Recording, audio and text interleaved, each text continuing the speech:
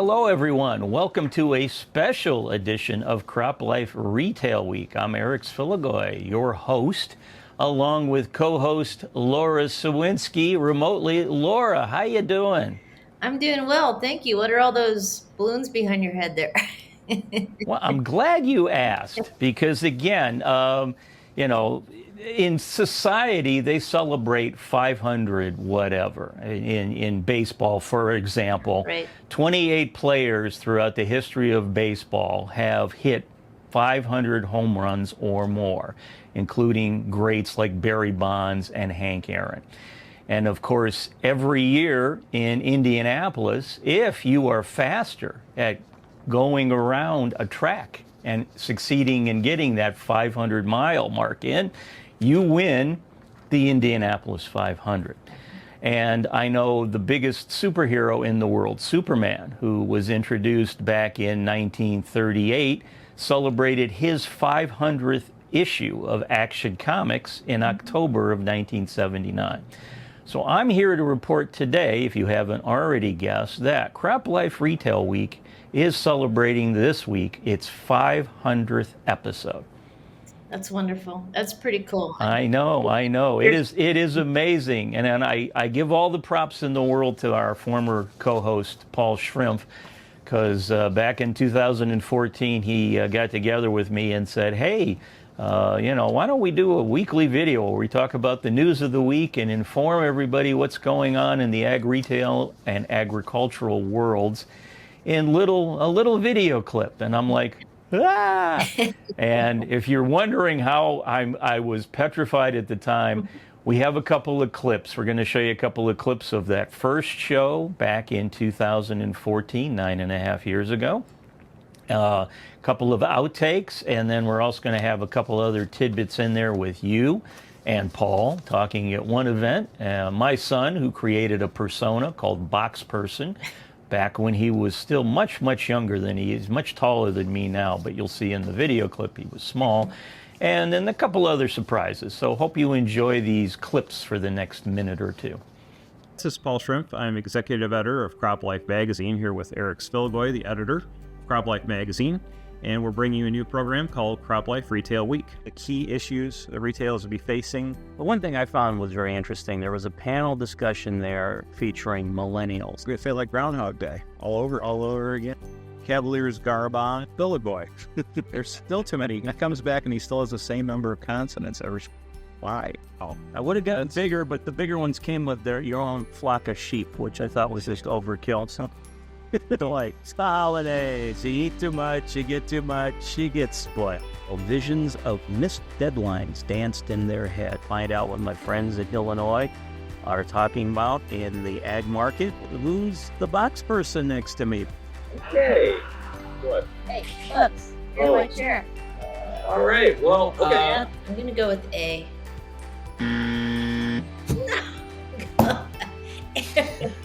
No, I'm sorry. Don't tell me it's C. 19% increase. It's not C either. Oh, No, it's the B? correct answer is B, yes. So that's a little bit of the history of 500 episodes of CropLife Retail Week. I know, Laura, Wow. you saw that first one back in 14. I had darker hair and I looked a lot younger, although scared, but, and I no longer have that shirt. I think that shirt wore out long ago.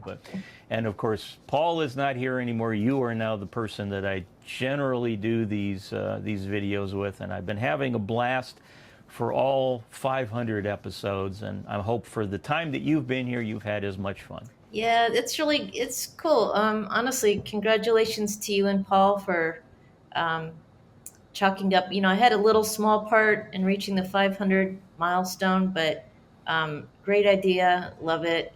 I think a testament to kind of how fun it is and,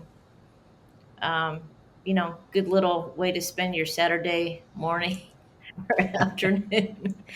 But no, it's great. It's great. It's fun to see these. Really nice. Yeah, yeah. So yeah, I mean, it's hard to believe 500. I knew it was coming based on because again, every video we have a number stamp on it, so it's been counting up for me, and I'm like, wow, we're getting close. We're getting close. And I remember over the summertime, I thought, yeah, sometime in I think October we're going to hit 500 episodes, so we'll have to do something. So here we are. So. It's great. Yeah. So, hey, anyhow, before we get to the end of our program and your favorite segment, which I'm going to continue to do, I wanted to mention, of course, we mentioned a few videos ago, CropLife Iron, one of our publications right now, is accepting nominations for its Product of the Year competition. Again, every year for the last dozen years or so, we've handed out a trophy to the product that the readers and viewers of CropLife Iron view as the best product they've seen for this calendar year. And I've got to say that our voting competition is kind of going like the national voting competition is expected to go. At the moment, we've had voting going on for a couple of weeks, and we have a tie at the top between two of the products in the competition among the five. So I don't want to give out two trophies. So folks, I'm begging you, please vote for your favorite product. And I'll go over the products again. The five nominees are the See & Spray Premium for Hagie Sprayers from John Deere, the Amazon ZG-TS Spreader, the Salford SS400 Plus Spreader, the New Leader NL720 Spreader, or the Doyle ET Electric Tender. So those are the five nominees, and as I said, we've got two at the top tied at the moment, and I'll say the product that's in third place at the moment is only behind by about 15 votes. So get out there, vote. We'll take votes through November 1st. The link should be on the screen, so please, if you could, help me break the tie. We don't want a tie. Yeah, get those votes in, and then we'll send the sticker. I voted for CropLife product. CropLife Iron. That'd be a great idea. We'll have to consider that for next year. So a little giveaway idea.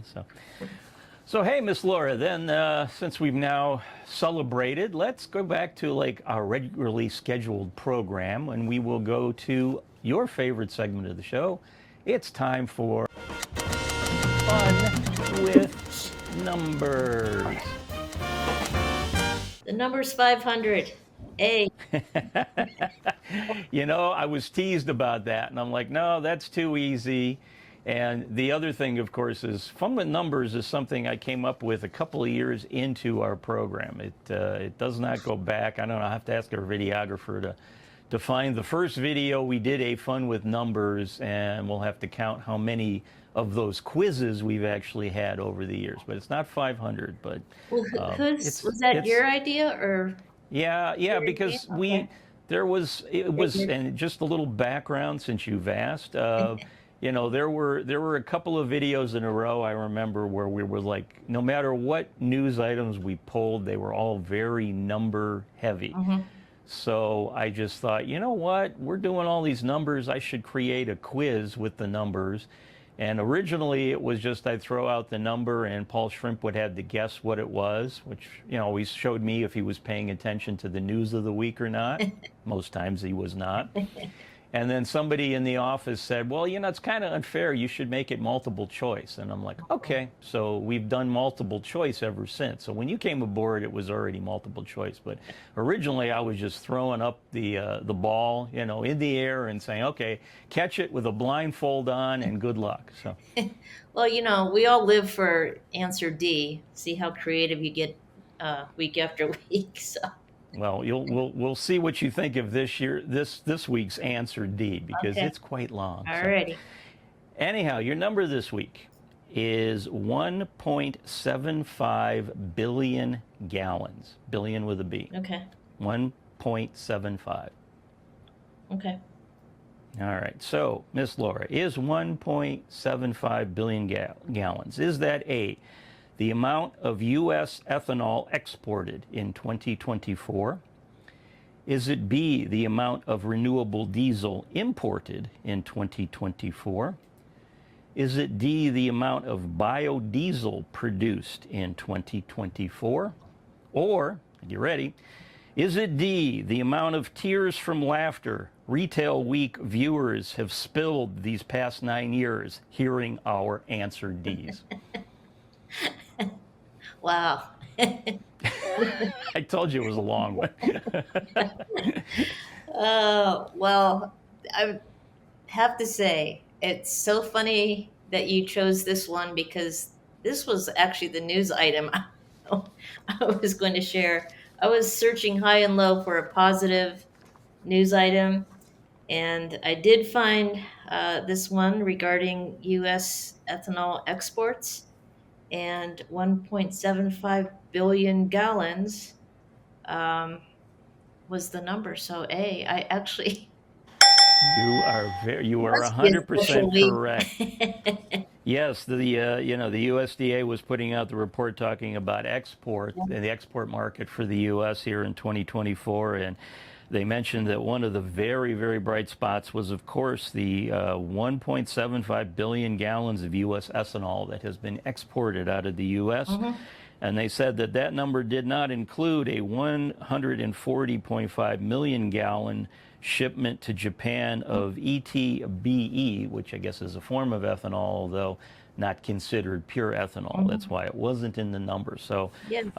again, I know we've talked a lot about soybean and renewable diesel, but ethanol is the realm of our corn friends, and apparently demand for ethanol, if not here in the U.S., outside the U.S., and for U.S. produced ethanol is growing. So that is a good, you're right, very good positive thing to share. Yeah, actually, so you and I were reading the same news story. I just wanted to add on.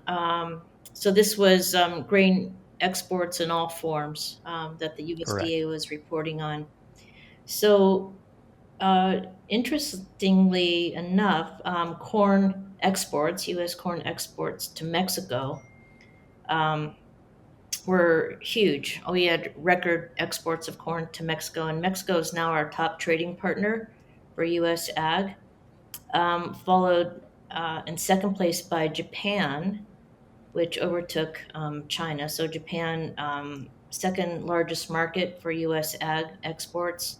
Third now is China, and in fourth place Colombia. So that's great news on that front too. So corn exports from the U.S. to Mexico, another bright spot.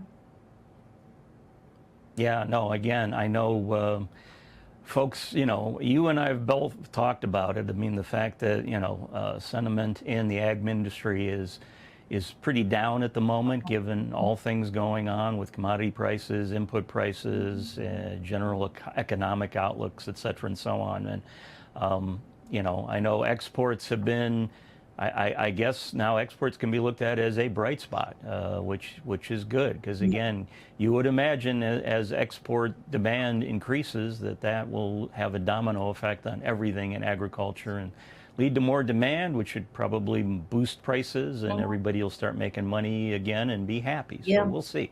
Yeah, no, U.S. ag exports, and again, that's across the board. So specialty crops, the whole, grain, have always been a bright spot. And so, I know that there was a little bit of concern regarding our trade policy and potential changes with change in administration, but I think that that's one thing that through and through has always been a bright spot. So always happy to report that. But yeah, good news.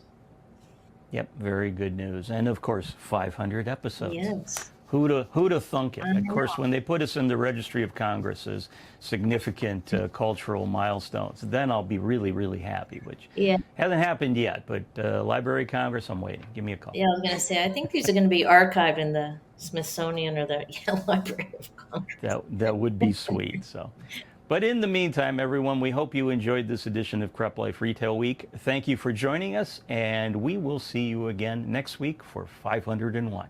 Take care. If you have questions or comments about today's episode of Retail Week, contact us by email or Twitter, or type your message in the comment section below. Your feedback is important to us. We will try our best to address your thoughts in next week's episode, and be sure to subscribe to our YouTube channel.